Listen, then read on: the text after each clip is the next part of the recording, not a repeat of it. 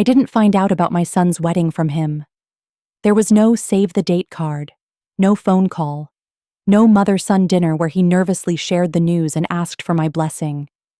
Just a tagged photo on social media. And somewhere in the corner of that perfectly filtered frame, I caught sight of every other person but me. There was no chair with my name on it. No seat was saved near the aisle where I could watch the child I raised say, "I do." I wasn't just forgotten. I was removed. This wasn't just a wedding I was excluded from. It was a life. The one I'd helped build. But what they didn't know, what they could never have predicted, was that one phone call was about to change everything. Not from him, not from Emma, but from a stranger with a voice like thunder and a truth that cracked everything wide open.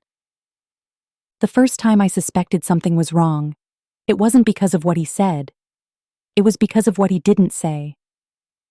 Liam had always been my quiet child, thoughtful, measured. He didn't call every day, but when he did, there was warmth in his voice, like sunlight after a long winter. He'd tell me about work, about Emma, about how their dog refused to sleep anywhere but in the laundry basket. Small things. Ordinary things. But in those small things, I heard love. Until one day, I didn't. That week, our conversations dried up like a creek in August. He stopped replying to my texts with little heart emojis like he used to.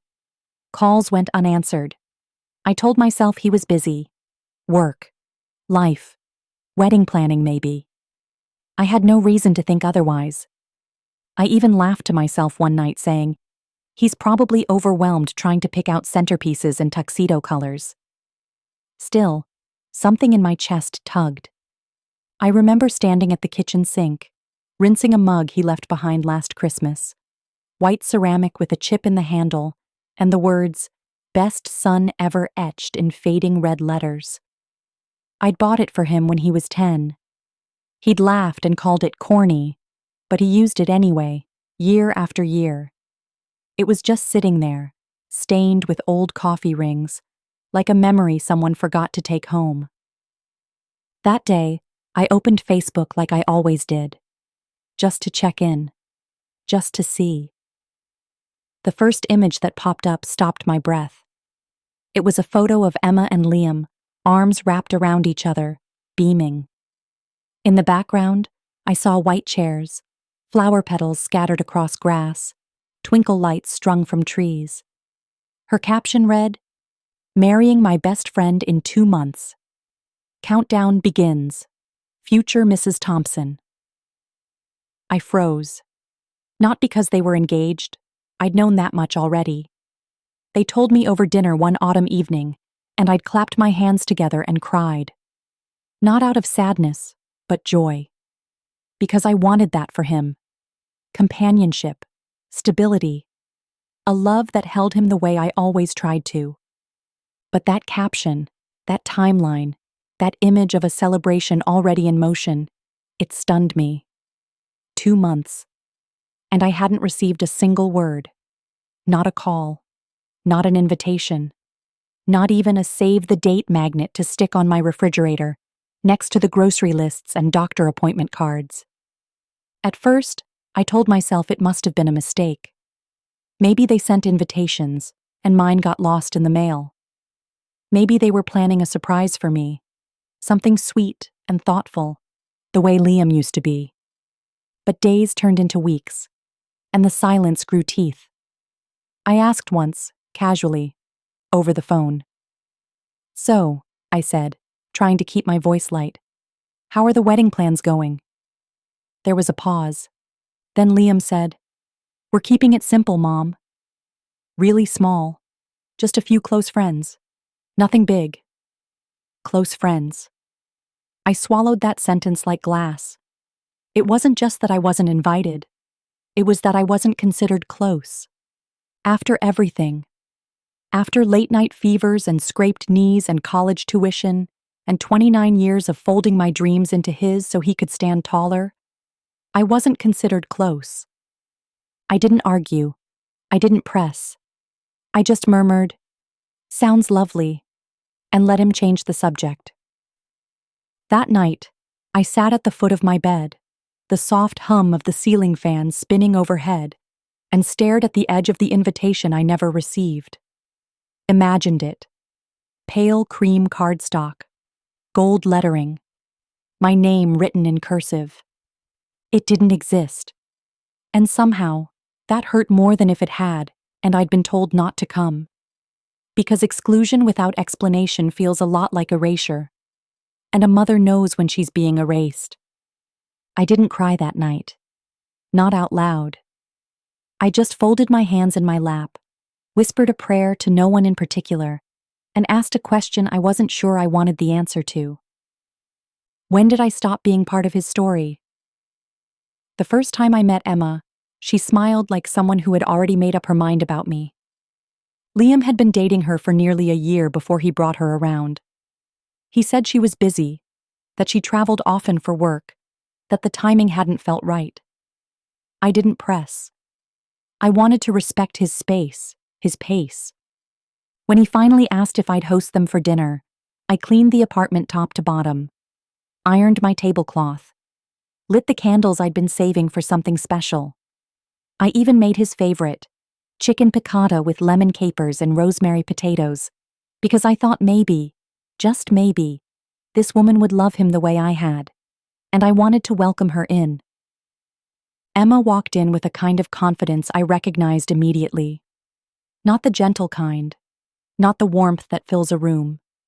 No, hers was sharp, cool. Like polished glass, beautiful, yes, but easy to cut yourself on. She wore a cream coat and heels far too tall for my hardwood floors. She hugged me briefly, the kind of hug you give a stranger at a networking event, and said, "Thanks for having us." United States.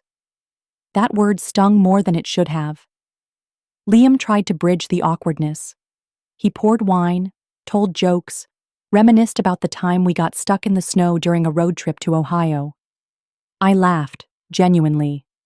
He always had that gift, that ability to make ordinary moments glow. Emma smiled politely through his stories, but her eyes never softened.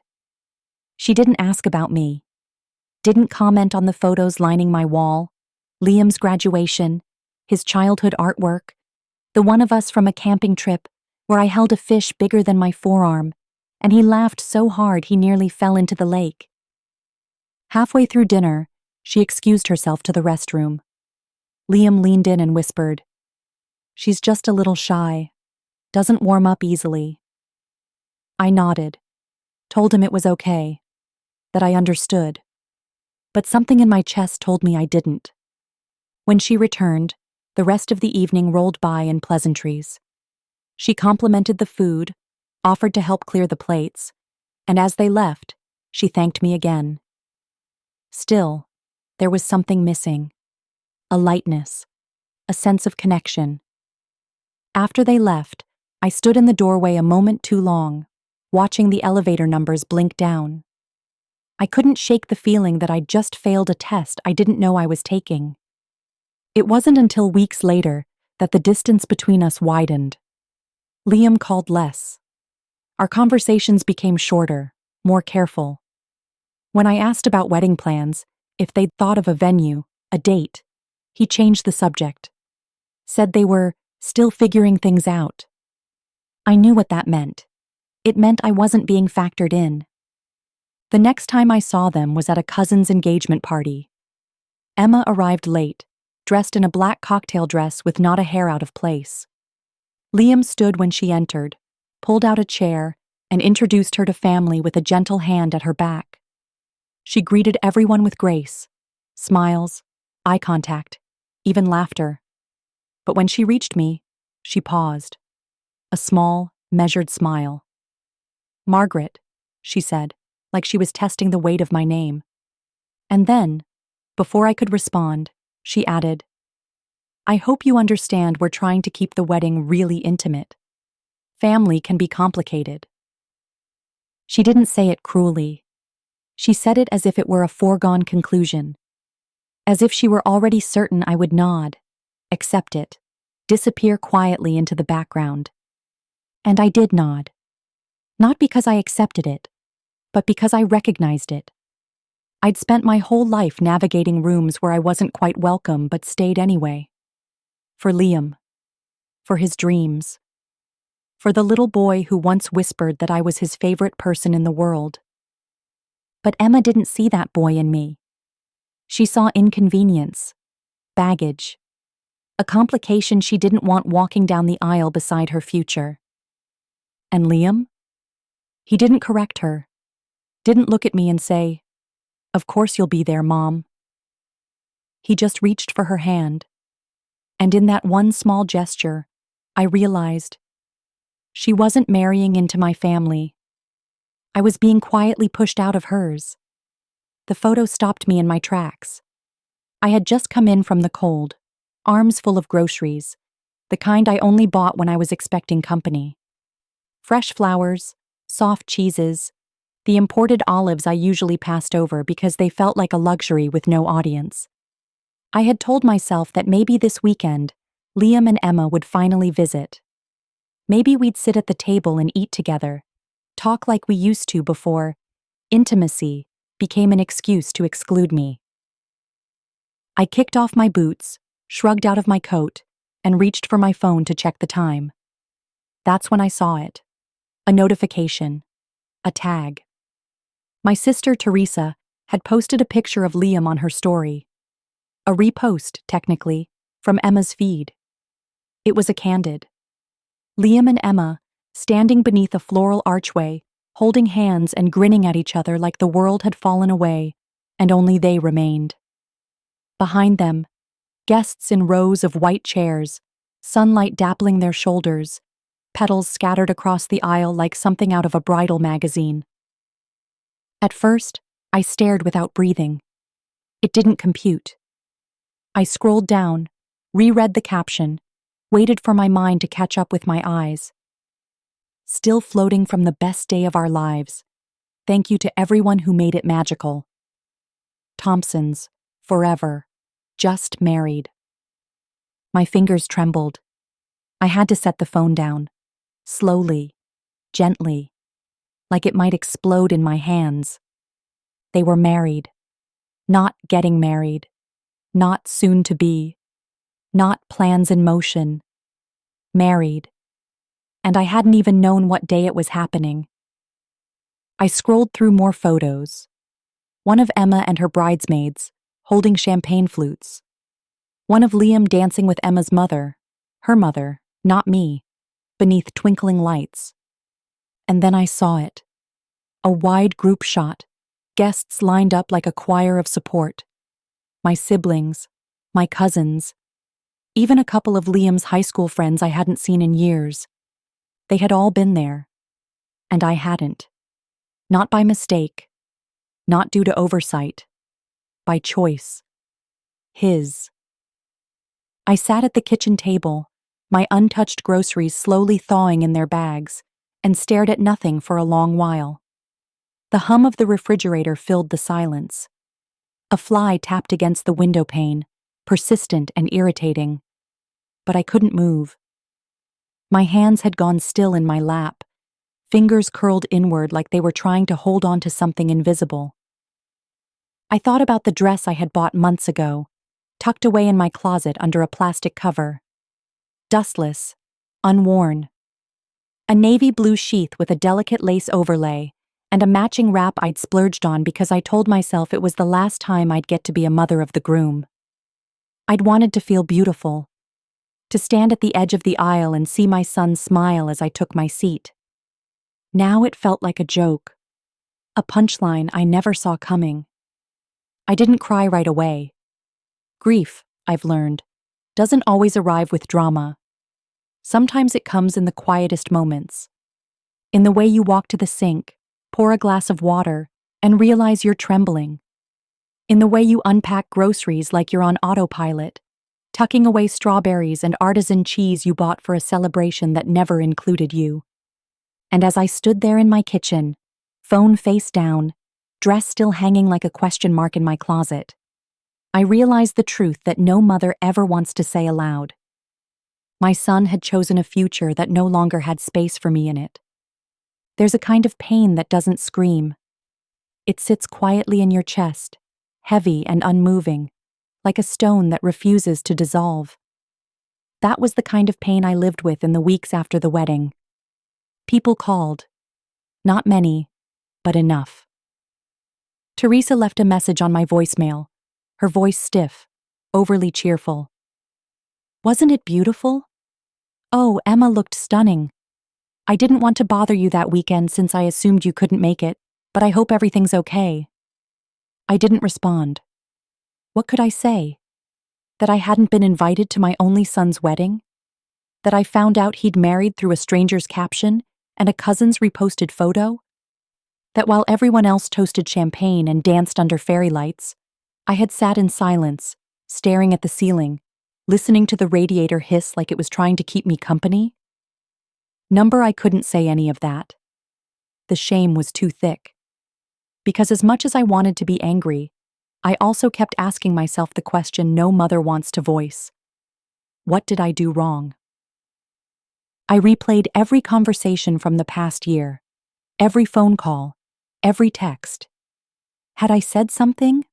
Had I pushed too hard? Had I overstepped? I remembered the time I asked Emma about her family's traditions, and she responded with a tight smile and, "We like to keep things private." I remembered Liam sighing when I reminded him to send thank you notes for the engagement gifts. I remembered offering to help with wedding costs and being brushed off, as if money from me came with strings they didn't want to acknowledge. Maybe it did. Maybe love always comes with invisible strings, not because you want to control, but because when you give so much of yourself for so long, it's impossible not to hope for something in return. Not gratitude, not praise, just inclusion. I didn't want to pick the flowers. I didn't need to walk him down the aisle. I just wanted to be there, to see him smile, to watch him promise forever to someone he loved and know. In some small way, I had helped him get there. Instead, I watched the seasons change through my window. Leaves fell. The first frost crept over the porch railings. Life moved forward, indifferent. And then, one afternoon, I received a package. No note, no sender name. Just a small box, carefully taped, and my name printed neatly on the label. I opened it slowly, almost nervously. Inside was a wedding favor, lavender sachets wrapped in lace, tied with a navy blue ribbon. The tag read, "Thank you for being part of our day. Love, Liam and Emma." Part of their day. The words burned. I stood there holding the sachet like it might bite me. My hands trembled, not with anger, but with the exhaustion of a woman trying to hold together a dignity that kept cracking. It wasn't kindness. It was a bone tossed too late. An afterthought wrapped in perfumed fabric. I placed it on the counter, turned away, and forced myself to breathe. That night, I didn't eat dinner. I sat in the armchair with a blanket over my lap, staring at the sachet until the light faded from the room and the shadows made it disappear. In the dark, I whispered to myself the truth I had been afraid to name. They didn't forget me. They chose to leave me out. And once I said it, something inside me shifted. It was subtle. A quiet click in the soul. Not rage, not sadness. Clarity. Because when someone shows you they've built a life where your love is no longer needed, where your presence is an inconvenience, they're also giving you permission to stop begging for entry. I had knocked on a door that was never going to open, and for the first time, I was ready to stop waiting on the porch. The next time I saw Liam, he looked surprised to see me. It was nearly a month after the wedding. The sun had started setting earlier, casting long shadows through bare trees, and the cold carried a kind of sharpness that made even silence feel brittle. I hadn't planned to see him. I didn't call ahead or arrange a visit. I just walked. Past the coffee shop where he used to beg for hot chocolate with extra whipped cream. Past the bookstore where we spent hours in the children's section, his little fingers dragging along the spines, eyes wide with possibility. And then I found myself outside their building. Their apartment complex wasn't far from mine. New construction, gated. Neutral siding and black iron railings meant to look upscale. I had helped him with the down payment before he and Emma moved in. A congratulations gift, I called it.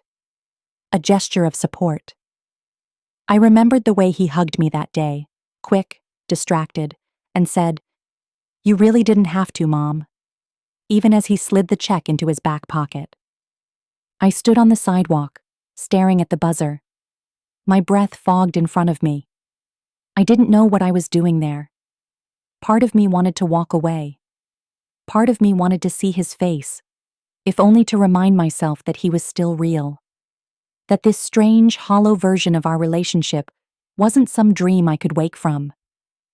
So I pressed the button. A few seconds later, the intercom crackled. "Hello?" Emma's voice. Sharp, clipped. I hesitated. "It's Margaret," I said. There was a pause. Not long, but long enough to be felt. "Oh," she said. Give me a moment." Another pause. The gate buzzed open. I stepped inside. When the door opened, it was Liam standing there. His hair was longer, a little messier than usual. He wore sweatpants and a hoodie that looked too thin for the season.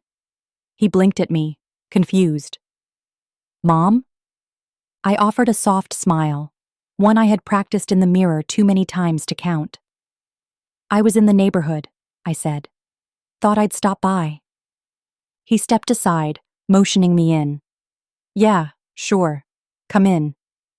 The apartment smelled like cinnamon and something floral, probably one of Emma's candles. Everything was neat, polished, sterile, a curated space with no hint of history, no framed photos of family, no clutter that said we lived here before we learned to impress guests. Emma was in the kitchen, wiping down the counter like she hadn't expected visitors.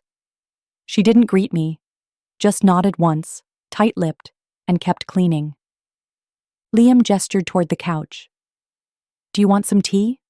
Water?" I shook my head. "I won't stay long." He sat across from me, rubbing the back of his neck the way he used to when he was caught in a lie. Or maybe just caught off guard. "So, what's up?" I looked at him. Really looked. The boy I raised was still there, somewhere beneath the tired eyes and forced adulthood. I remembered nights he couldn't sleep unless I sang to him. Mornings he'd crawl into bed beside me just to feel the warmth of home.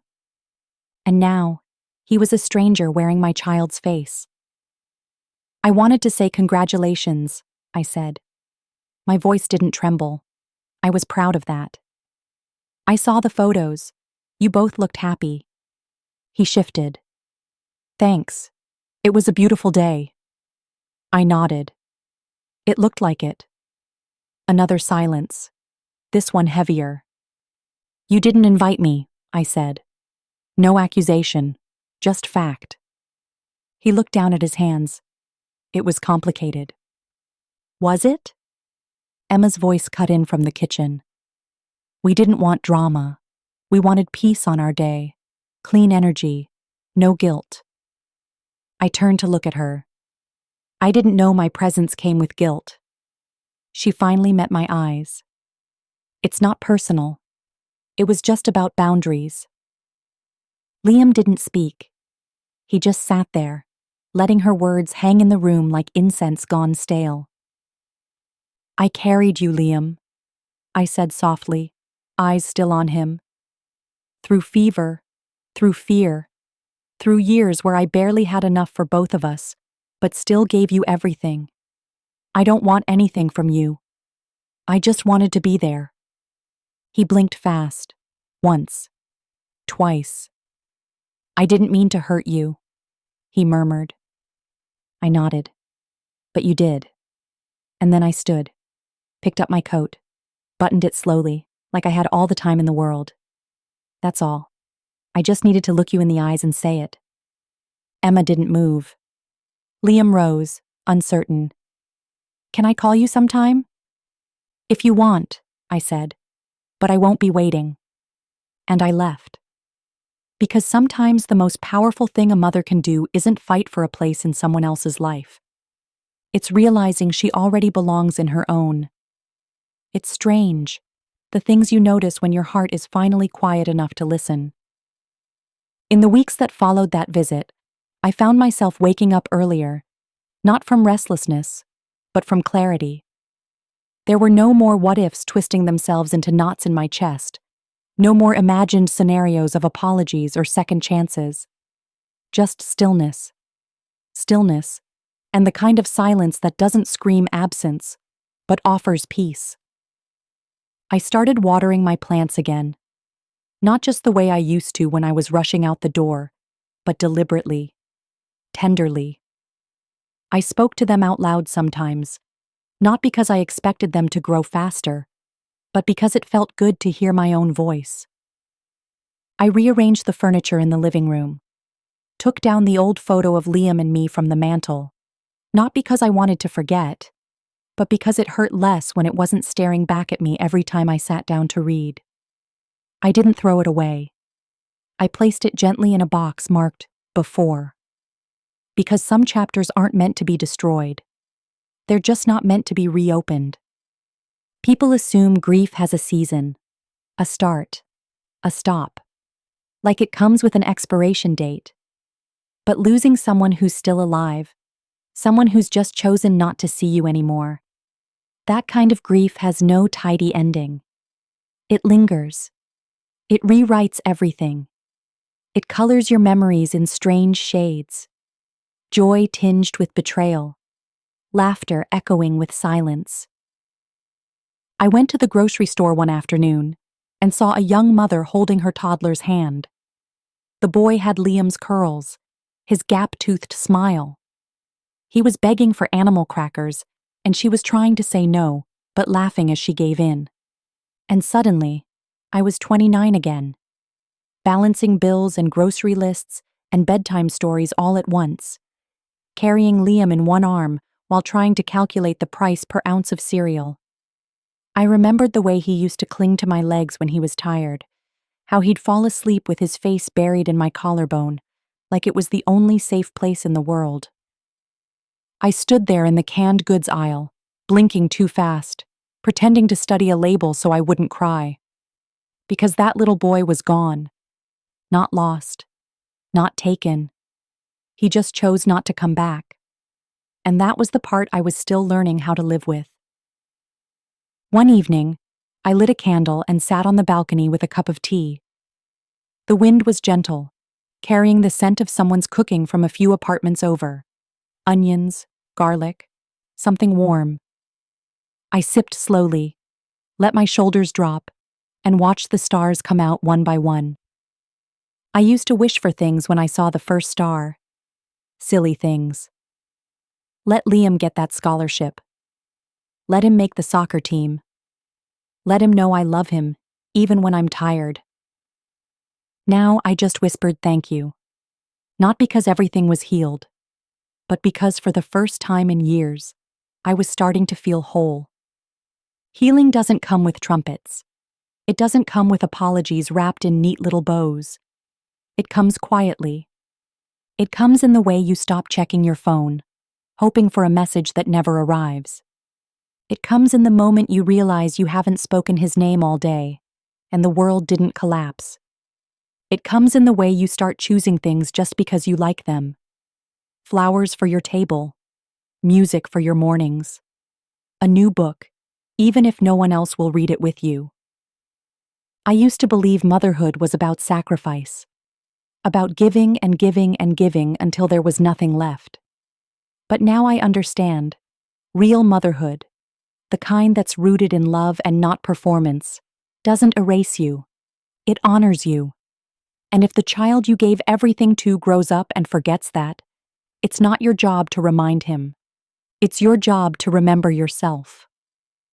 So I sat there under the stars, tea cooling in my hands, and I let go of the last thread I'd been holding. Not out of anger, not out of despair, but because some ties must be cut in order for a woman to grow. It started with a dream I hadn't asked for. I was in a kitchen, not mine, not anyone's I recognized. It was filled with soft golden light, the kind that doesn't come from fixtures, but from memory. Liam was there, younger, maybe 10 years old. He was sitting at the table, swinging his legs beneath the chair like he used to when he was too small to reach the floor. His hands were sticky with jam. His face lit up with the kind of smile that made everything I ever gave up feel worth it. "Mom," he said, his voice still sweet with youth. "Can you sit with me a little longer?" In the dream, I did. I sat beside him, smoothed the hair off his forehead, and held his hand until the light began to fade. When I woke up, my pillow was damp. I lay in bed for a while after that, the quiet hum of the heater filling the dark. The ache in my chest wasn't sharp. It was dull and deep, like an old bruise. And for the first time in a long time, I didn't try to push it away. I let it sit there beside me like an old companion who no longer needed to explain itself. That morning, I walked down to the cafe I used to take Liam to before school. It was still there, still serving the same too-strong coffee and flaky croissants that left powdered sugar on your clothes. The barista didn't recognize me, of course. Too young to remember the woman who used to come in clutching a boy's hand and 2 paper bags filled with homework and last-minute lunches. I sat by the window, nursing a cappuccino, watching people pass on the sidewalk. Couples with their arms linked. My phone buzzed. A message. Unknown number. "Hi. I hope this is still your number. This is Charlotte, Emma's aunt. We met once, briefly. I know this is unusual, but I was hoping we could talk. Please call when you have a moment." I stared at the screen for a long time. Emma's aunt? I read the message again. It felt like a thread being pulled loose from something tightly wound. I didn't respond right away. I slid the phone back into my bag and returned to my coffee, pretending the world outside the window was more interesting than the storm slowly forming behind my ribs. But curiosity has a way of growing louder when left unanswered. That evening, I called. Charlotte answered on the second ring. Her voice was soft, uncertain. She thanked me for calling her back, told me she wasn't sure if she should have reached out at all. "I was at the wedding," she said finally, "and I noticed you weren't." I didn't respond.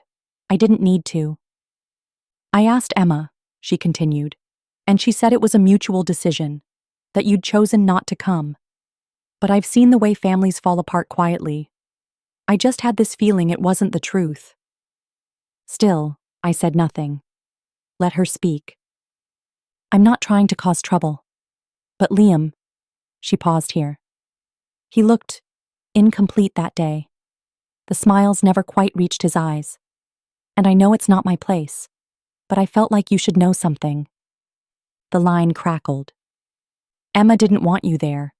She told him she wouldn't feel safe if you came, that you'd bring drama, emotion, and unwanted attention. She said it was her day, and he needed to choose what kind of future he wanted." My breath caught. "She made him choose," she said softly. "And he chose her." The silence on the line was thick. Charlotte cleared her throat. "I don't know what happened between you, and I won't pretend to. But I saw him crying that morning, before the ceremony. Not loud, not public, just in the dressing room, alone. I don't think he ever expected it to hurt as much as it did." My eyes burned. "I thought you should know," she finished gently. "You didn't stay away because you didn't love him. You were kept away. And that's not the same thing." I hung up not long after, thanked her, politely, pressed the red button, and sat in the quiet of my living room, surrounded by books I hadn't read and candles I hadn't lit. I didn't know what to do with that information. It didn't change the past. It didn't make the pain vanish. But it did shift something. Because for so long I had believed I was forgotten.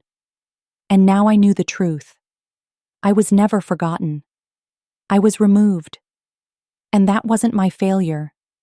It was theirs. The ache wasn't anger anymore. It had matured into something quieter, like the soreness left behind after carrying something heavy for too long. Not enough to stop you, just enough to make you pause before lifting anything again. After that call from Charlotte, the days felt different. Not easier, not brighter, just clearer. I began to see things for what they were, not what I wanted them to be. I stopped justifying the silence. I stopped rewriting my memories to excuse Liam's distance. And I finally stopped blaming myself. It wasn't that I was perfect. I wasn't. I had made mistakes. I'd said the wrong things at the wrong times. I'd worried too much. I'd loved too hard. But everything I did came from a place of devotion, not control. From a heart that never knew how to love halfway. Knowing that Emma had orchestrated my absence didn't shock me. It only confirmed what my bones had already whispered. From the moment I met her, she had looked at me like I was a relic from a life Liam was trying to shed. And maybe he wanted that. Or maybe he was too tired to fight her on it. Either way, it wasn't mine to carry anymore. The next Sunday, I sat at church for the first time in months.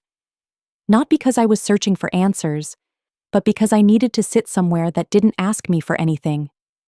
Somewhere I could exist without trying to make sense of every jagged piece of this new life I hadn't asked for. The sanctuary was quiet. Soft light filtered through stained glass, casting flecks of color across the pews like a quilt of light and shadow. I didn't pray for restoration. I didn't pray for reunion. I just closed my eyes and said, "Let me be okay. Just let me be okay." After the service, an older woman tapped me on the shoulder. I knew her face but couldn't place her name. She held my hand and said, "I've been thinking about you lately. You've always been such a good mother." The words hit harder than I expected. She didn't know. She hadn't seen the wedding photos or heard the silence of a son who had chosen distance over dignity. She just remembered the woman who used to bring cupcakes to Sunday school.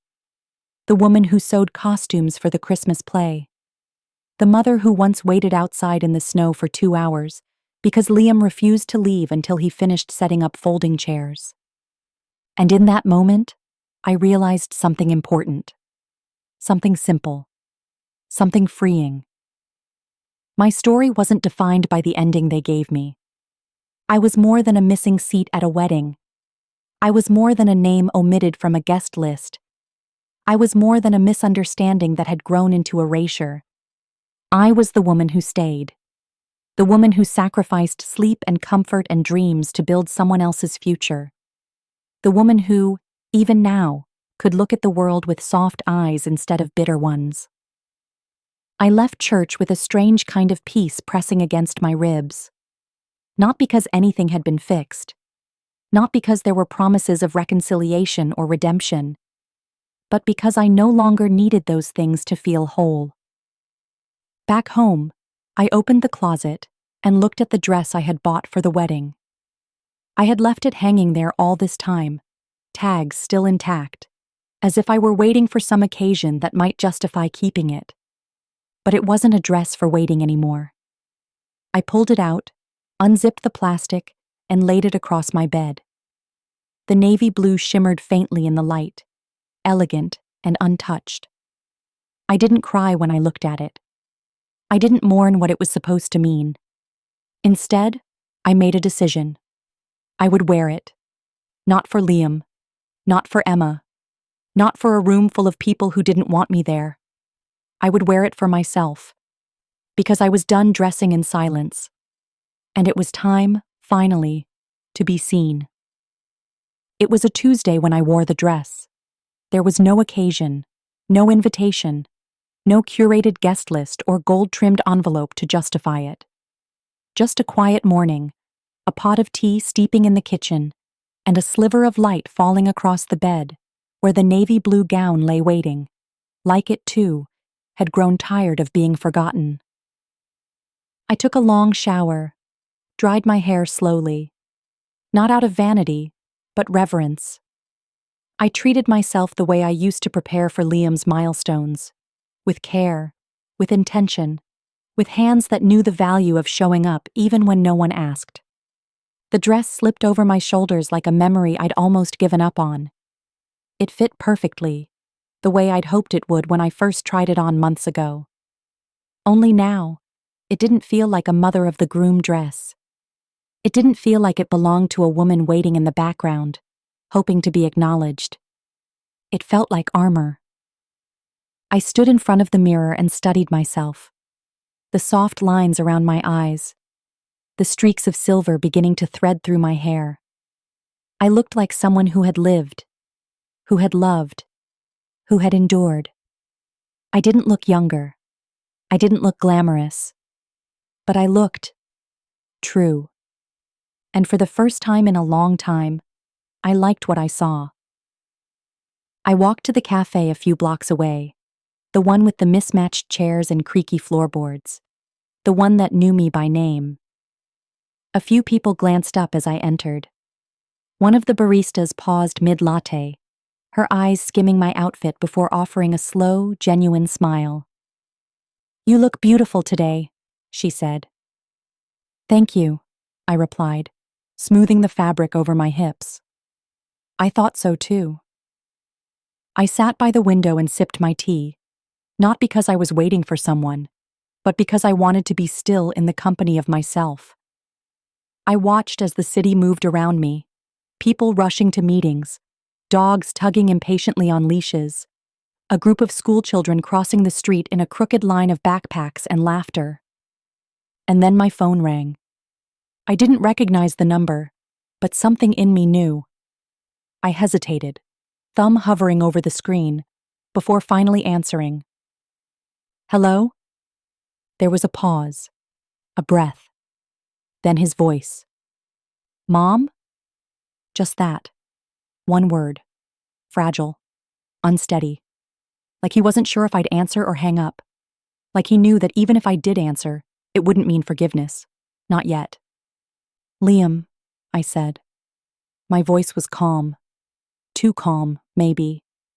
But I had earned this calm the hard way. He stopped, started again. "I know I shouldn't be calling. I know I don't deserve to. I just..." His voice cracked. "I saw the video." I didn't know what he meant at first. He exhaled. "Charlotte posted a clip from the wedding. I hadn't even realized she was recording that morning. But there I was, sitting in the dressing room, crying, saying your name." Another pause. I didn't even know I said it out loud. I looked down at the rim of my teacup, at the soft swirl of steam rising like smoke signals between us. "I'm sorry," he whispered. "I let her convince me you were too much, that you'd make things complicated, that we needed distance to have peace." "And did you find peace?" I asked gently. He didn't answer. "I miss you," he said finally. "Every day." I closed my eyes, let the words settle. "I'm not angry," I said, and I meant it. "I'm not waiting for an apology or a perfect explanation." "Then what do I do now?" I opened my eyes and watched as two pigeons landed on the sidewalk, squabbling over a discarded crumb. "You grow," I said. "You sit with what you did. And if one day you decide to come back, not for convenience, but for connection, I'll be here. But not as the woman you left behind." He swallowed audibly. "As who?" "As the woman who wore her best dress on a Tuesday," I said softly. "Because she didn't need your wedding to remind her of her worth." We said goodbye a few minutes later, and when I hung up, I didn't cry. I simply folded my hands in my lap, lifted my chin toward the light, and whispered the truth I had waited so long to live. I'm proud of you, and I'm finally proud of me, too. The voicemail came 2 weeks later. I hadn't been expecting it. Liam hadn't called again since that Tuesday afternoon, and I hadn't reached out either. Some bridges, once scorched, don't need to be rebuilt in a hurry. They need to cool, to settle into silence long enough for both sides to realize what they lost, or what they almost did. It was evening. I had just returned from the library, a borrowed novel tucked under my arm, and a bag of oranges swinging from my wrist. The sun was dipping behind the rooftops, casting long shadows across the hallway of my apartment, like soft reminders that nothing stays lit forever. But the dark isn't always the enemy. The blinking light on my phone caught my eye. One missed call. One message. I didn't press play immediately. I changed into my softest sweater, poured a glass of water, let the kettle hum low in the background. I wanted to listen without rushing. I wanted to be ready. When I finally pressed the button, his voice filled the room. "Hi, Mom. It's me. Again." A soft breath. Not a sigh. More like the sound someone makes when they're holding back the rest of what they want to say. "I talked to Emma," he continued. "Told her I needed to make some things right. She didn't understand. Said it's in the past. Said I was being dramatic. But I think I was being dramatic when I left you out, not now." There was a pause. Longer this time. "I've been going through old photos. You know the ones. Me in the astronaut costume. That lopsided birthday cake you made with the little green army men on top. That trip to the beach where I cried because you wouldn't let me bury my sandwich in the sand just to see what would happen." He laughed, just barely. "You were always there. Always. And his voice caught. "I let her convince me that presence didn't matter as much as presentation. That having the perfect wedding meant not including anything messy, or emotional, or real." The next words came slower. Waited. "I knew you'd cry during the vows. Not to make a scene, but because you've always cried when something beautiful hurts a little. I knew you'd take pictures and fold napkins and offer help until your feet gave out. I knew you'd probably wear that navy dress you kept mentioning. The one you never said was for the wedding, but I know it was." My throat tightened. I guess I didn't want to feel guilty, so I cut out the part of the story that made me who I am. A breath. "And now I miss it. I miss you."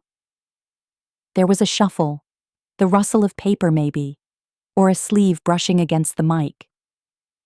"I'm not asking for anything right now. I just wanted to say I see it now. All of it. What you gave, what you carried, what you forgave without ever asking for repayment." Then one final line.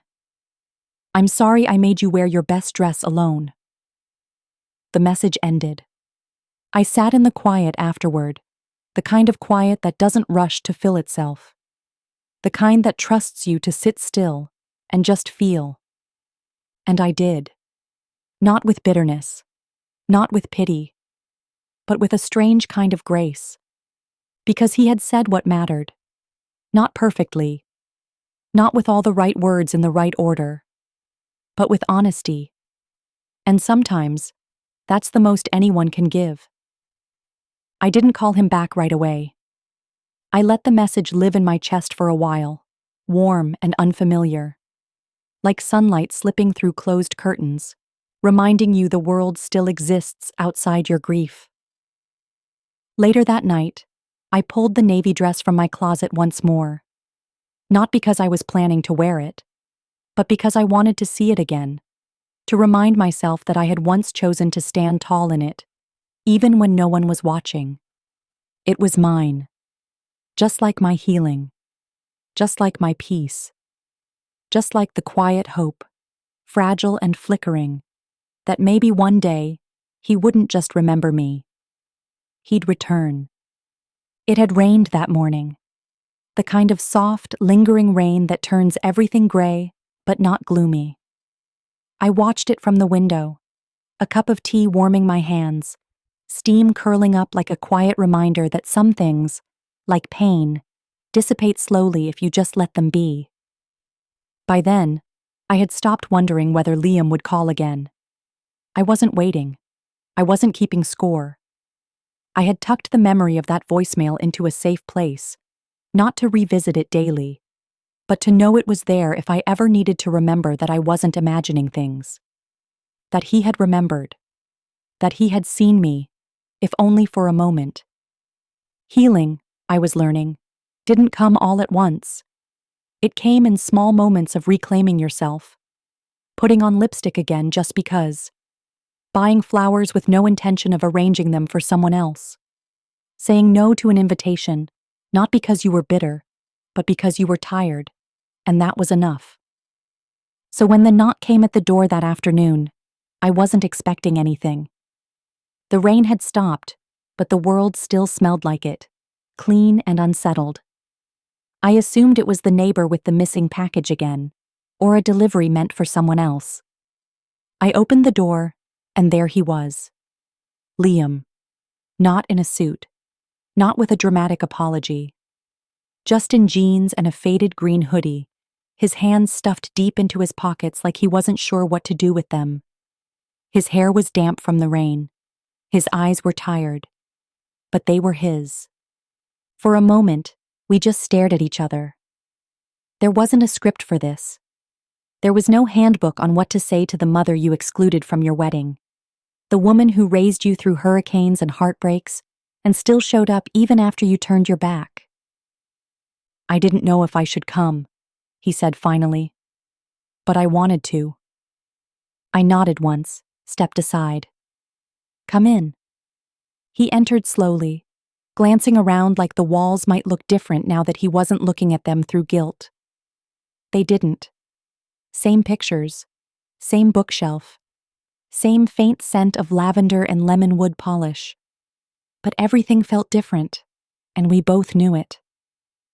I gestured toward the couch. Tea? He nodded, sat down like someone unsure whether they were welcome, but too tired to pretend otherwise. I made the tea the way he liked it. Too much honey, not enough steep thyme. It used to drive me crazy how impatient he was with tea. Now, it just made me smile. When I handed him the mug, he looked up and whispered, "Thanks." We sat in silence. Not cold silence. Not stiff or awkward. Just quiet. The kind of quiet where hearts speak louder than words. He cleared his throat. I don't know where to start.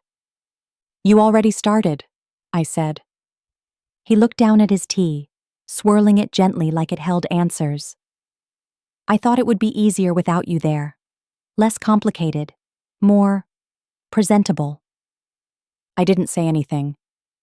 But the whole time, I kept looking at the door, expecting you to walk in, hoping maybe you'd come anyway, even after everything. His voice cracked on the last word. I kept thinking, she'll be here. She's always here. I swallowed hard, but I wasn't. He nodded, and it was my fault. I exhaled slowly, let the words land where they needed to. I didn't come, I said softly, because I wasn't invited, because I was made to feel like I'd ruin your peace by simply existing. Liam set his mug down. I believed her, he said, when she said you'd make it about you, that you'd cry, that you'd want a spotlight. I believed her because I think I needed someone to blame for the guilt I hadn't figured out how to carry yet. He looked at me then, really looked. But I know now. You weren't trying to be seen. You were just trying to belong. My eyes blurred, not from grief, not from anger, but from something slower, something closer to release. "I'm not here to beg," he added.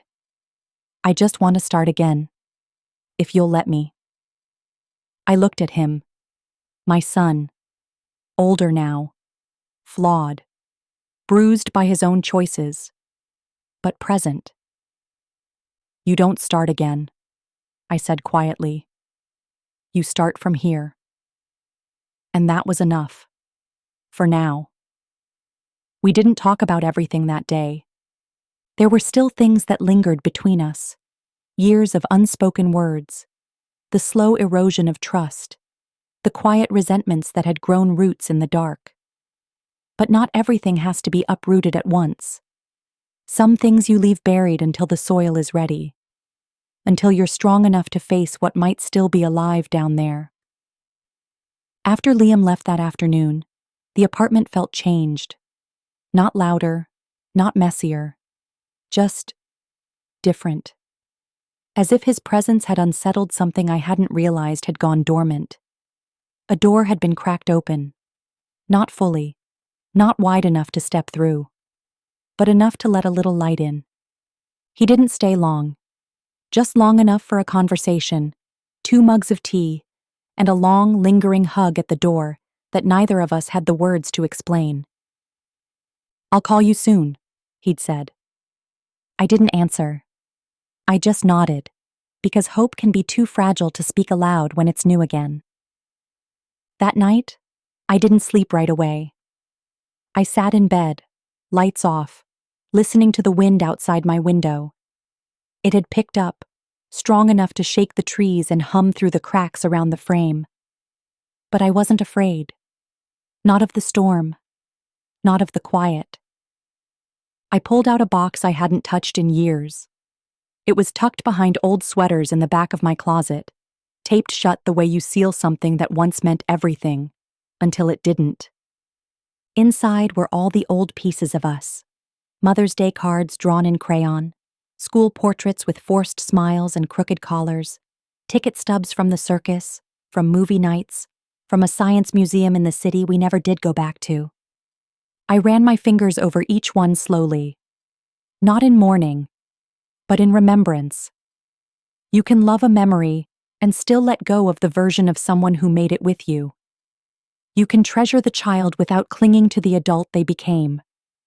The next morning, I took a walk. It was crisp out, the kind of cold that wakes you up rather than bites. I passed the park where I used to take Liam to run off his sugar highs. The same swings were there, paint chipped, chains rusted at the edges, but still standing. Still swaying when the wind pushed just right. I stood there for a while, watching the empty swing rock gently. A part of me wanted to sit, to test if I still fit in the space where I used to push him for hours, counting out loud like it meant something. But I didn't. Instead, I walked to the community center on the corner, the one with the peeling mural and the smell of old wood and dusty books. A sign on the door read, "Volunteers needed. Reading hour Tuesdays at 3. I walked inside. There weren't many people, just a few volunteers, some scattered books, and a warm room filled with the kind of quiet only pages and soft voices can create. "I'm here to help," I said. And just like that, something new began. Not to replace what had been broken, but to remind me that I was more than what had been lost. Later that week, Liam called. It was late, nearly 10, but his voice was steady. "I was wondering," he said, "if you'd want to come by this weekend. Not for anything big, just dinner, just us." I didn't rush to answer. I let the invitation sit there in the air between us, unadorned, unforced. And then I said, yes. Because sometimes rebuilding doesn't start with a grand gesture. Sometimes it starts with a small, quiet yes, and a door left slightly ajar. Dinner at Liam's wasn't extravagant. He didn't set the table with linen napkins or pull out fine china. There were no candles flickering with staged elegance, No background music humming to fill silences. Instead, there was takeout from a small Thai place he remembered I liked, back when we used to order from there on cold Fridays after long work weeks. Back when life was simpler. Or at least, when love didn't feel so conditional. I arrived just after 6. I had taken my time getting ready, choosing a soft blue sweater and earrings I hadn't worn in years. Not to impress, not to reclaim something, but to feel like myself. Like the woman I had slowly been returning to after months, maybe years, of shrinking. When he opened the door, he looked nervous. His smile was quick but unsure, like he was bracing for something he couldn't name. "You look nice," he said. "Thank you." I paused. "You look like someone trying too hard not to look like they're trying." He laughed, a little too loud, and stepped aside to let me in. The apartment was tidy, not spotless, but cared for. Lived in. There were signs of him everywhere, books stacked haphazardly, a half-finished puzzle on the side table, his shoes lined up neatly near the door. I noticed the small details, the kind only mothers ever really see. The worn edges of the rug, the dish towel looped on the oven handle, a chipped coffee mug on the counter. He gestured toward the kitchen. "I wasn't sure what you'd be in the mood for, so I just ordered everything we used to get. Hope you're still into yellow curry." "I am," I said, smiling softly. "Some things don't change." We ate on the couch, plates balanced on our laps, the way we used to during movie nights. There was something comforting in it, something that felt like muscle memory. No performance, no pretending. We didn't talk about the wedding, not directly. But it was there, between us, like an open window letting in a breeze neither of us dared close just yet. Instead, he asked about my garden, the one on my balcony that I'd mentioned once in passing. "I started growing basil," I told him. "It's a little stubborn, but so am I." He grinned. "That checks out." Then, after a pause, "I've been thinking a lot. About everything. About how I let you slip through the cracks because someone else told me that love was supposed to be clean, controlled." I looked at him. "Love isn't clean," I said. "It's messy. It cries in public. It shows up uninvited. It forgets the recipe but still brings the food." He nodded. "I know that now. I just wish I'd known it sooner." I wanted to say something then. Something profound or tender or perfectly timed. But instead, I reached for his hand. He didn't pull away. We sat there quiet again, but this time the silence felt different. Not like avoidance, like understanding. After dinner, he offered to walk me home. I almost said no. I was perfectly capable after all.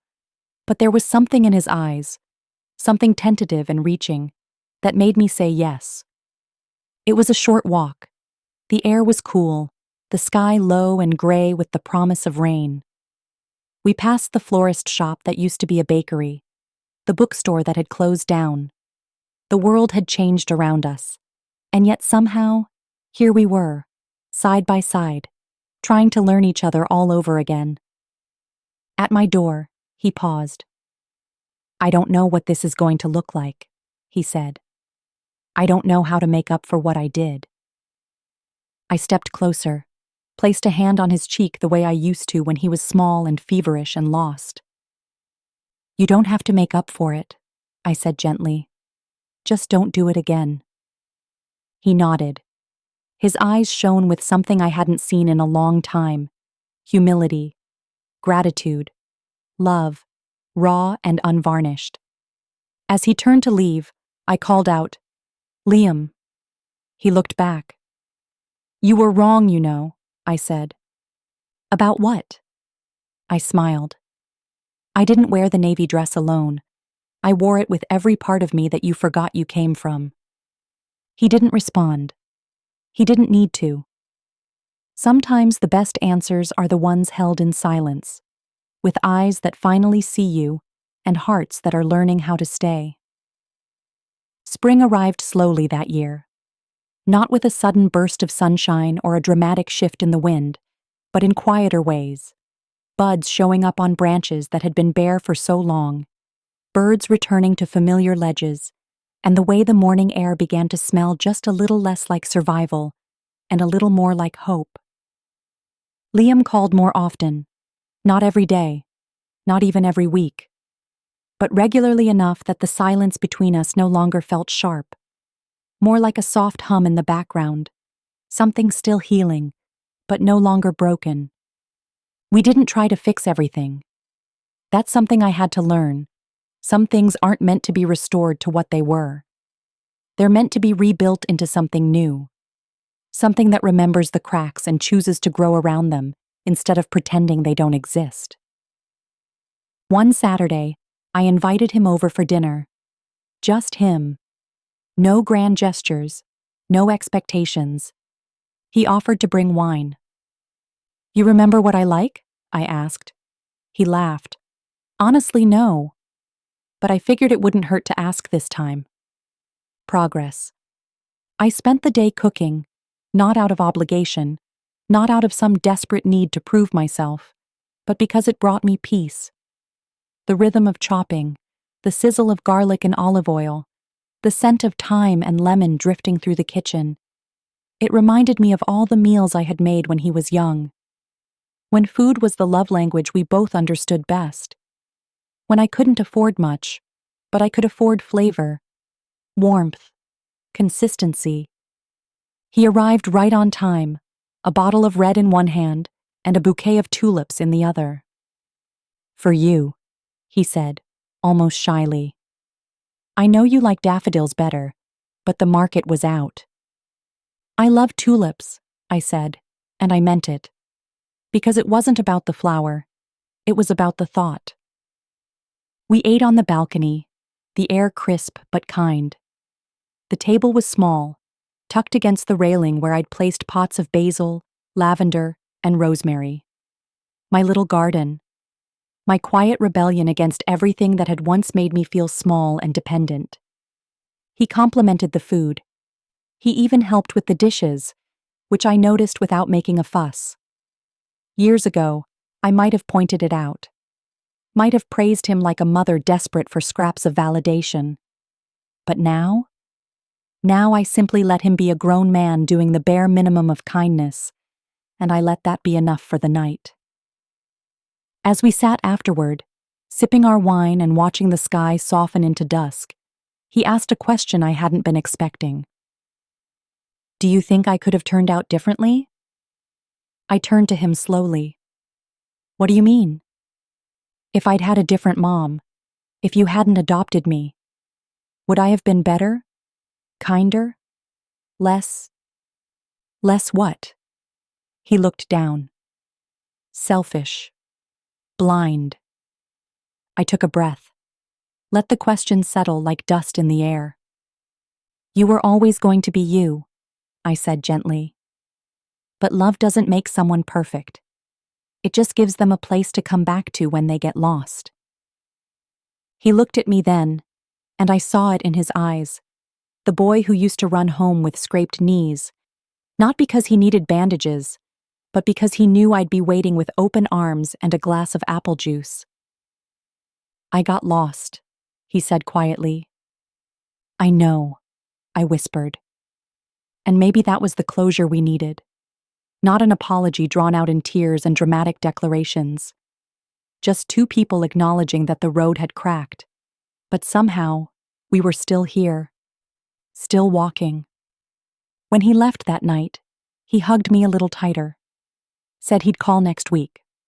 Promised we'd go for a walk around the lake like we used to. And as I watched him disappear down the sidewalk, something in me finally exhaled. Because healing isn't loud. It's not the grand return or the teary reunion. It's tulips instead of daffodils. It's remembering the wine. It's asking better questions. And it's standing on your balcony after dinner, the scent of rosemary in the air, knowing that even if nothing goes back to how it was, you're going to be okay. Mother's Day came quietly. There was no knock on the door at sunrise, no bouquet delivered with a ribboned note, no brunch reservations or crowded restaurants with clinking glasses and conversations stretched thin over hollandaise and coffee. Just morning light slipping through the curtains, the smell of brewing tea, and the calm ache that always came this time of year. I didn't expect anything. I had stopped doing that a long time ago. But there was something different about this one. Not in the weather, not in the day itself, but in me. I had grown more comfortable with my own company. Not lonely, just settled. Like I had finally accepted that the kind of love I used to give to everyone else could be given to myself now too. I sat on the balcony, wrapped in a light sweater, my favorite mug cradled between my palms. The garden had bloomed early this year, lavender thick and fragrant, basil unruly and sprawling across the edge of the planter box. A few birds chirped noisily from a nearby tree. The city hadn't quite woken up yet. It was still mine for a little while longer. That's when I heard footsteps on the stairs. Not hurried, not heavy, familiar. I turned my head and saw Liam. He was holding a small, brown paper-wrapped bundle and wearing that sheepish smile I'd once seen 100 times when he was younger. Usually when he'd broken something or forgotten something, or was trying to say something without the words. "Happy Mother's Day," he said quietly. I blinked. "I thought you had plans with Emma's family." "I did," he said. "I canceled." I didn't move. I didn't rush to embrace him. I waited. He stepped onto the balcony, handed me the package. "It's not much, just something I saw at the bookstore." I unwrapped it slowly. Inside was a worn, second-hand hardcover. The Secret Garden. The same edition I used to read to him when he was little, our legs tangled beneath a shared blanket, his head heavy on my shoulder. "I remembered you used to do the voices," he said, sitting down across from me, "and that you cried at the end every single time." I smiled, tears stinging quietly at the corners of my eyes. I still would. We sat in silence for a while, the city slowly beginning to stir beyond the railing. Horns honking faintly in the distance, the soft creak of a bicycle wheel passing below. "I've been going to therapy," he said eventually. I turned to him. "Yeah?" He nodded. "Twice a week. Started a month ago." I didn't press, didn't ask what he was trying to work through. The fact that he had chosen to face himself was enough. "I talk about you a lot," he added. "About how I messed things up. About how I thought being a man meant protecting my wife at any cost, even if that cost was you." I exhaled slowly. "And now?" "I'm learning that real protection doesn't come from shutting people out," he said. "It comes from holding space for them, even when it's messy, especially when it's messy." I looked at him, really looked, and I saw it. The slow, uneven transformation of someone rebuilding not just relationships, but identity, piece by fragile piece. "I can't undo what I did," he said, "but I can be different going forward." I nodded. That's all anyone can ask. He reached across the small table between us, hand open, palm up. I placed mine in his. And we sat there like that, fingers laced, two people who had wandered far and found their way back, not through perfection, but through honesty, through time. When he left an hour later, he hugged me longer this time, kissed my forehead like he used to do when he was leaving for college, pretending not to cry. "I'll call you later," he said. And this time, I knew he meant it. As the door clicked shut behind him, I looked down at the book in my lap. My thumb traced the edges of the cover, and I smiled. Not because everything had been resolved or healed or beautifully tied up, but because something had returned. Not just Liam, but me. To myself. To the love I had always given. And now, finally, to the love I was learning to receive. The quiet after Mother's Day felt different than the years before. Not empty, not aching, just settled. As if something that had been straining at the edges of my heart had finally exhaled and found its place again. It wasn't that everything was perfect. It wasn't that all the missing pieces had suddenly snapped back into place. But there was no longer a hole. Just a soft, steady space where hope lived now. Not loud, not flashy, just there. Liam started visiting more often after that. No grand gestures, no weekly promises, just simple things. A text saying, "Are you home? I'm nearby." A knock on the door with takeout and a tired smile. Sometimes we didn't talk about much, just sat on the balcony with tea or walked quietly through the neighborhood, pointing out the houses with too many wind chimes or garden gnomes tucked behind the hedges. He never brought up the wedding. Neither did I. Not because we were avoiding it, but because sometimes, when a wound finally begins to scab, the best thing you can do is stop picking at it. Let it heal on its own time, beneath new laughter and the gentle rhythm of trying again. One afternoon in June, I got a call from Charlotte. "Can I come by?" she asked, her voice careful but warm. "I've got something I think you should see." She arrived a half-hour later, wearing a yellow dress that fluttered around her knees, her dark curls pulled back with a clip I recognized from years ago, a small seashell from a beach trip we all once took, back when summer meant watermelon slices and sunscreen and sand in every corner of the car. She hugged me at the door. "Hi, Auntie," she whispered, and I felt the lump in my throat tighten. She'd always called me that, ever since she could talk. Emma never liked it, said it was too familiar for someone who wasn't blood. But Charlotte had never cared about blood. She cared about presence. We sat in the living room, sunlight filtering through the window and catching on the dust I hadn't bothered to sweep that morning. "I'm not trying to open old wounds," she said, reaching into her bag. "But I think it's time." She handed me a small flash drive, and when I hesitated, she smiled. "Just watch it when you're ready." That night, I plugged it into my laptop. I didn't expect much, maybe a few photos or a video clip of Charlotte's speech. But as the file opened, I saw the words, "For her, the one who wasn't there." The screen flickered, then faded into footage. The wedding. Not the glossy, curated version that had made it online, but the raw footage. Unedited. Real. There were shots of Liam pacing, straightening his tie, looking like he was about to run out the back door at any second. Clips of Charlotte gently fixing his boutonniere, whispering something that made him smile in that lopsided, boyish way I hadn't seen in years. Then came her speech. She stood in front of the room, microphone trembling slightly in her hand. "Tonight," she said, "we celebrate love. But we also carry absence. And I'd be lying if I didn't say that one of the people who taught me what love really looks like isn't here tonight." There was a pause. She looked directly into the camera. "Auntie," she said, voice clear, strong.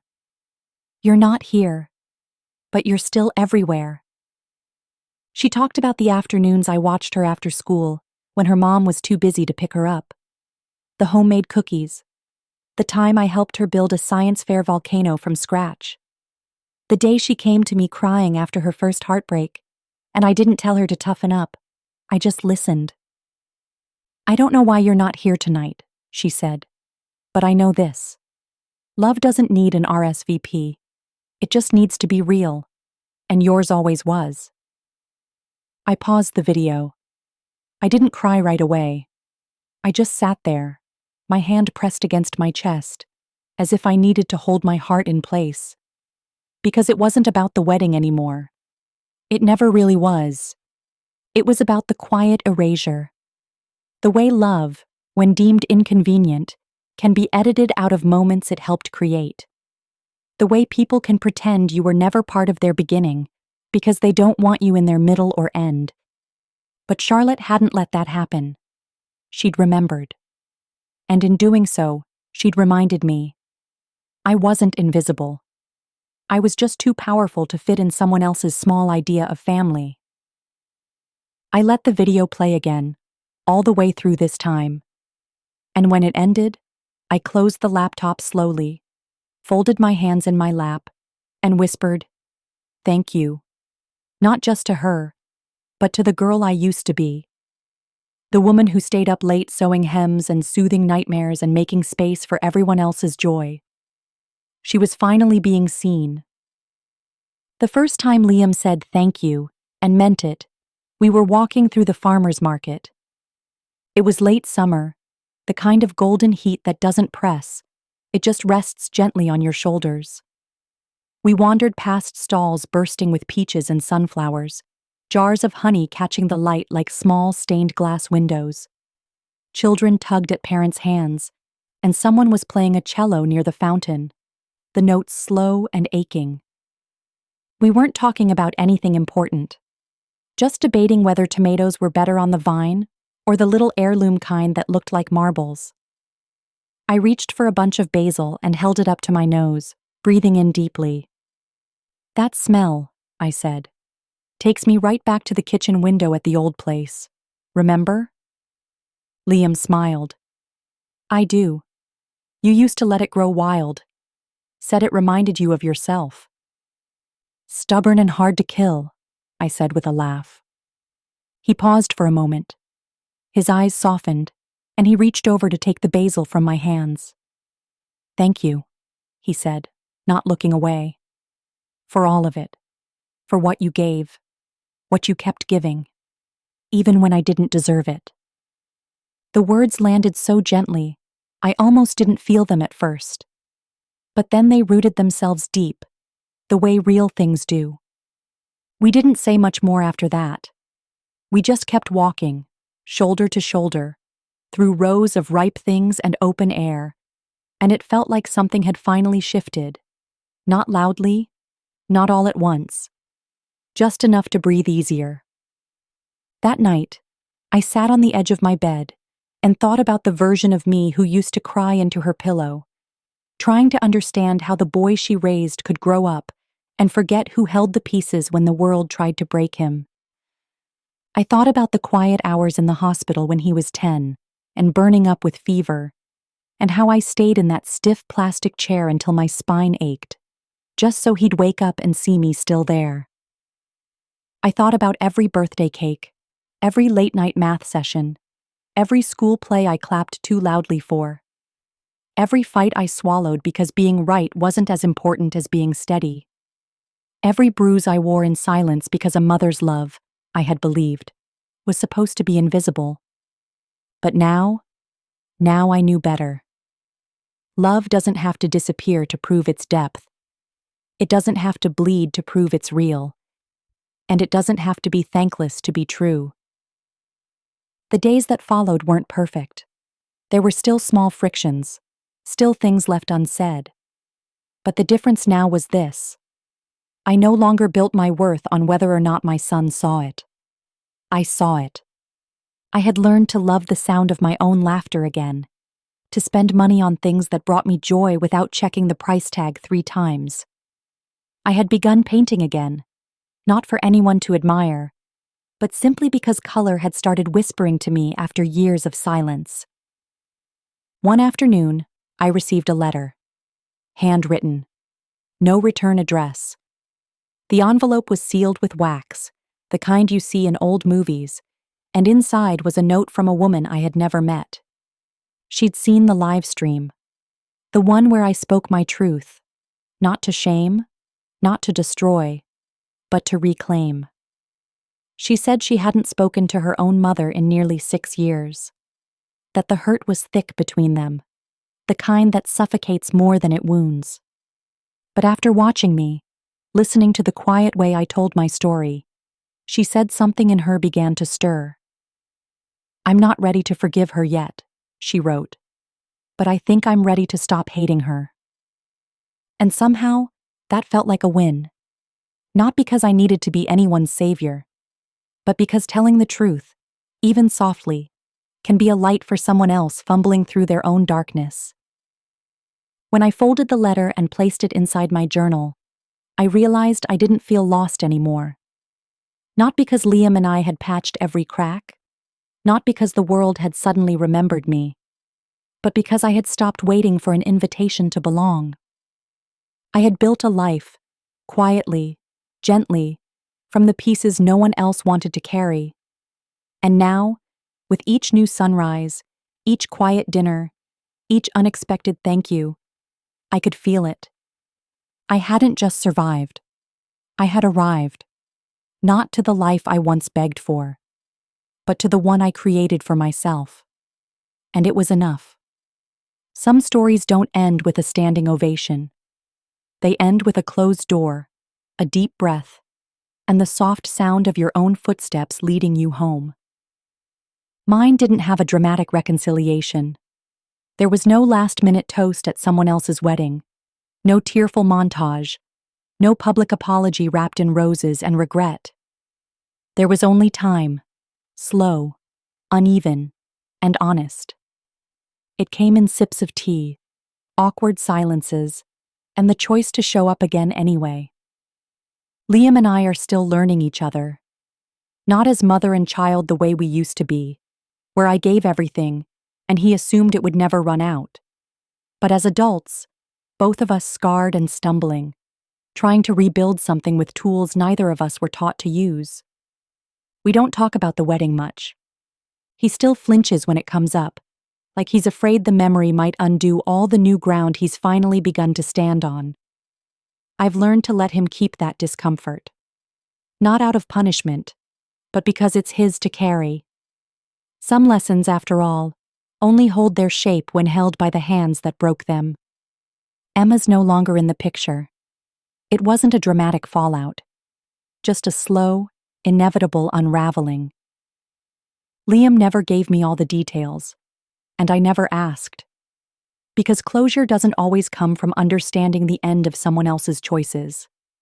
Sometimes it just comes from watching them stop being yours to explain. Charlotte still calls me Auntie. She texts me pictures of her new apartment, sends me poems she writes late at night when her thoughts get too loud, and always signs off the same way. I see you. I love you. I'll never forget who made me feel safe first. Sometimes that's all anyone needs. To be seen. Not just looked at. Not just used. Seen. There are still whispers sometimes. Still moments when people who weren't there, who don't know, decide they do. The ones who read half a post or caught a clip from a live stream months ago. They ask questions that pretend to be curious, but drip with accusation. So what did you really do to him? Are you sure it wasn't just a misunderstanding? Don't you feel bad going public with your family stuff? I don't answer them anymore.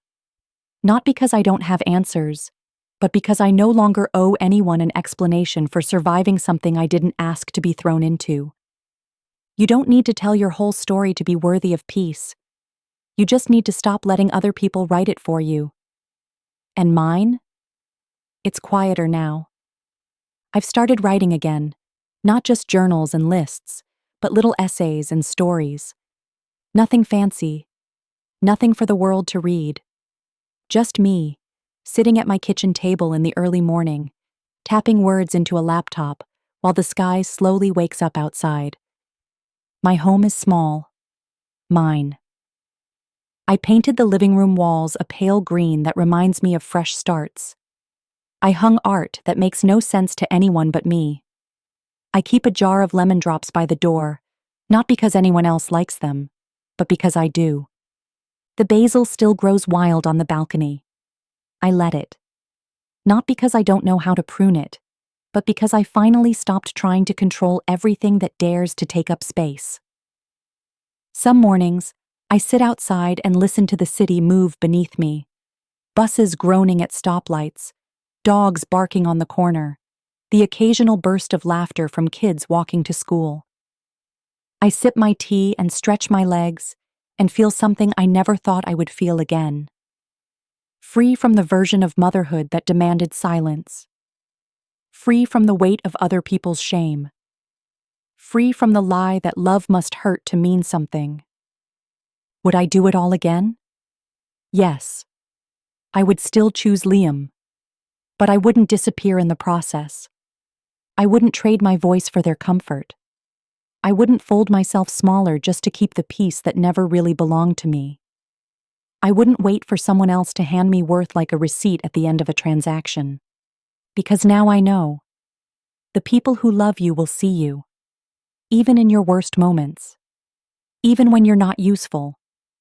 Even when you're tired and fragile and simply trying your best. And those who don't? They're not your story's ending. They're just a chapter. A hard one, yes. But not the final one. The final one is this. I live quietly now. I love deeply now.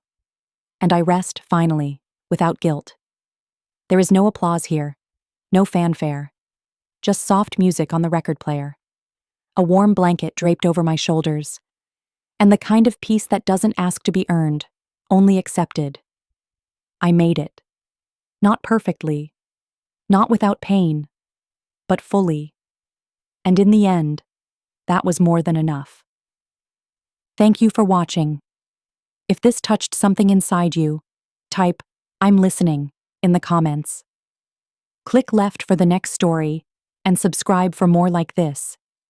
Healing starts with being heard.